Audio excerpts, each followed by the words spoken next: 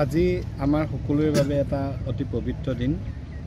বিশেষকৈ আহোমসকলৰ পবিত্ৰ অনুষ্ঠান মেডাম মেফি। আজি মেডাম মেফি আমি দিনটোত উপৰিপুৰুষসকলৰ প্ৰতি শ্ৰদ্ধাঞ্জলি জ্ঞাপন কৰিলোঁ, তৰ্পণ কৰিলোঁ।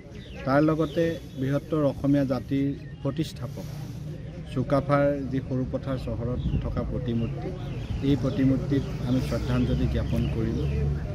অসমখনৰ আজি যিটো ৰূপ লৈছে, অসম বুলি যে চিনাকি দিব পাৰিছোঁ, ইয়াৰ মূল হিচাপে আমি চাওলুং চুকাফাকে ক'ব লাগিব।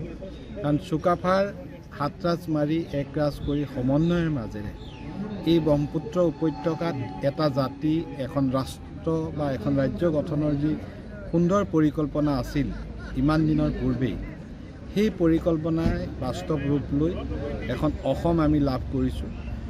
চাওলুং চুকাফাৰ সেই আদৰ্শৰে বিভিন্ন জনগোষ্ঠীৰ মাজত একতাৰ সৃষ্টি হৈছে আৰু আমি ঐক্যবদ্ধভাৱে ভৱিষ্যতৰ এখন সুন্দৰ অসমৰ সপোন দেখিছোঁ।